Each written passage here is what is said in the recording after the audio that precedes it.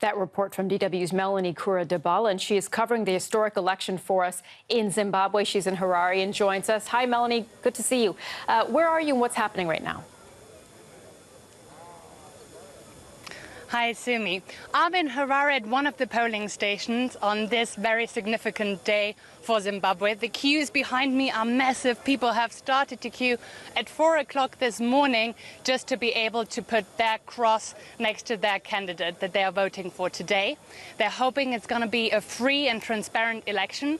And in order for that to really happen, in order to everything to run smoothly, I'm here joined by Elmar Brok, German politician and the head of the European Union Observer Mission here in Zimbabwe. Elmar Brok, thank you so much for speaking to us.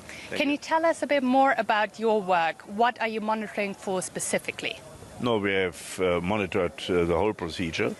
Our people started to be on the ground in the beginning of June already. We have increased that. Today we have 140 people on the ground. We will visit around 700 to 900 polling stations, or close to 10% of all the polling stations in this country. And we cooperate with other international and national observer groups to have a broad picture. We have to see that the preparation was much freer, the atmosphere much freer than in the past. So that is a big of progress, but there's no cheating, we do not know, because what has happened with the printing of the ballot sheets or the voters list between printing and today, are they the same? Here are certain doubts because of the history, because of the cheating by the present government to the opposition. So is your assessment that it's not really fair? We do not know, as I said, we do not know, it has to be checked. Every party has observers in the polling stations, and we ask our question, have a look into that, and then we will find out whether these possibilities of betrayal are true or not true. Are they considerably true or only partly true, so that to make up the final estimation. This will be not a perfect election, as we can see it in most of the European countries. But it might be a big progress, so that we can say under these conditions we have to see that the Zimbabwe goes in the right direction. But tomorrow we will know more. Tomorrow we will know more. You've said, though, there are so many observers around the country. Still, they really can't be everywhere.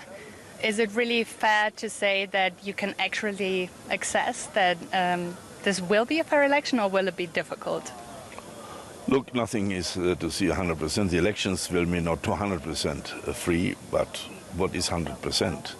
But I think we have a clear overview. We are in all premises as European Union since weeks. We know the people. We look into the stations and prove that and check that. And we will cooperate with, for example, the churches. The churches have huge amount of people from the churches here and from abroad here, and we will compare notes as we do it with the African Union, as we do it with the American foundations and others. Thank you so much. Thank you very much for taking the time. Thank you very much. Bye. So as you've heard, there will be progress anyway. We'll be checking if it's really a fair and transparent election. We have a lot of observers here in the country, and DW is certainly going to keep you informed on what the observer missions are going to be finding here. And with that, I'll give back to the studio. And Melanie, just one quick question to you. What about after, though? We know that the international election monitors are watching the vote, but afterwards, will the two biggest political parties accept the results if they lose?